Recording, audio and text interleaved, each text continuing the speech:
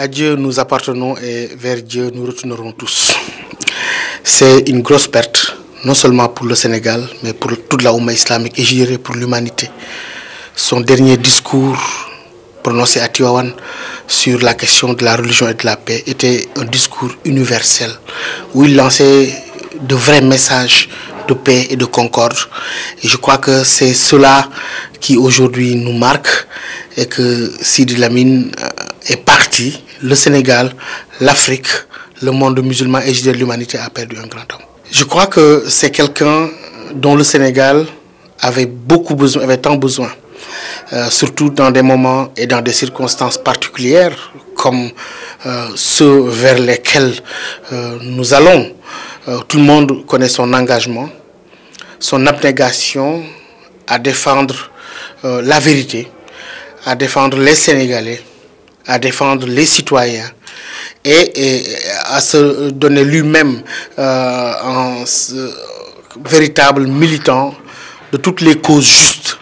Et je pense que dans des moments aussi importants que ces moments à venir au Sénégal, je pense que Sidi Lamine va terriblement nous manquer. Je pense que le meilleur hommage à rendre à Sidi Lamine, c'est de rester sur cette ligne-là de défense des citoyens, de la vérité, de la justice sociale. C'était un homme engagé. En tout cas, on peut ne pas être d'accord parfois avec lui sur certaines idées, mais il avait le courage de ses idées, il avait le courage de ses opinions et de ses positions. Et on l'a vu tout au long de la vie politique sénégalaise, mais aussi sur des sujets brûlants touchant le monde musulman, touchant le Moyen-Orient, qu'il connaissait très très bien, où il compte beaucoup d'amis. Et le monde arabe, pour lequel Sidi Lamine Niasse était une icône de la vie intellectuelle et culturelle sénégalaise. Il est une icône, un symbole, un véritable symbole de l'arabisant, celui qui a appris l'arabe, Domou Dara, comme on dit, qui a su être un self-made man. Sidi Lamine a montré que les arabisants avaient leur place. Il ne l'a pas fait au début dans le sens d'une revendication, mais comme on dit très souvent, les actes qu'il a posés sont de loin beaucoup plus éloquents que toutes les formes de revendication. Il a montré que, étant du Dara, ayant fait ses humanités en Égypte et ailleurs dans le monde arabe, a pu devenir un grand patron de presse, a pu innover, surtout dans la presse privée. Et je pense que c'est quelqu'un qui a ouvert la grande voie à la libéralisation de la presse au Sénégal, mais aussi à cette presse privée. Son groupe était une grande école et beaucoup de gens sont sortis de cette école-là. Et je crois que voilà un homme qui est certes venu dans ce monde-là, ayant vécu au Sénégal, mais a posé ses marques, qui a ouvert la voie, qui a montré qu'on pouvait réussir, même si on n'était pas de l'école occidentale, mais il est un Domou Dara qui s'assumait, un véritable arabisant qui aujourd'hui, à mon avis, est une icône et restera une icône pour ce monde-là. C'est un homme qui aime l'écrit, le débat intellectuel. Nous n'étions pas tout le temps d'accord. Je lui rendais visite chaque fois à son bureau à Walfadjri. Mais quand vous allez dans son bureau, vous ne vous croyez pas dans un organe de presse, mais c'est comme si vous étiez dans une université. Son bureau était une bibliothèque. Quelqu'un qui écrivait. Il a beaucoup écrit sur beaucoup d'événements politiques qui sont passés au Sénégal, sur des questions de théologie. Mais j'ai été fortement impressionné par ses derniers ouvrages. Je me souviens d'un ouvrage en arabe, où il appelait à ce qu'il y ait un rapprochement entre tous les courants musulmans du Sénégal, entre ce qu'on appelle les salafistes d'une part et ce qu'on appelle les soufis.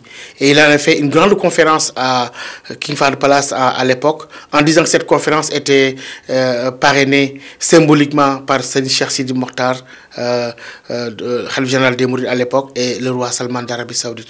Cela voulait dire que Sidi Lamine, au-delà de ses positions parfois tranchées, était un homme de concorde, un homme de dialogue, un homme qui appelait à une forme d'unition.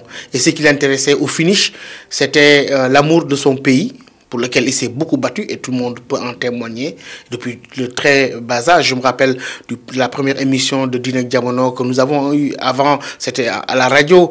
Il y avait Feu El Hadji Moustapha Cissé de Pire, où il racontait ses péripéties. Déjà étudiant, en étant au Caire, il luttait déjà contre le régime alors de Senghor, et était quelqu'un qui avait le courage de prendre des positions.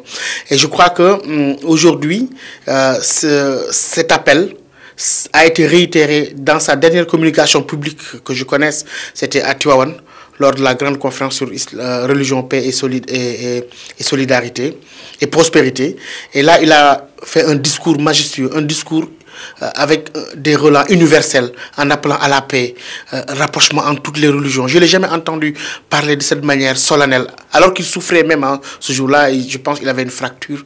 Mais il est venu à Tivaouane. C'est ce qu'il m'a dit. Il m'a dit que j'ai dû forcer. Il fallait que je vienne pour tenir cette parole en face du monde, pour que de ce point qui est le Sénégal, qu'on puisse voir qu'émerge aujourd'hui un discours appelant à la paix, à la concorde et à la solidarité. Voilà les dernières choses que je retiens de l'homme, en plus de son engagement en tant que fils du Dara, un arabisant qui a pu donner l'exemple pour dire qu'on peut réussir, et il a tracé son chemin, il a suivi ce chemin-là de manière fidèle jusqu'à nous quitter aujourd'hui.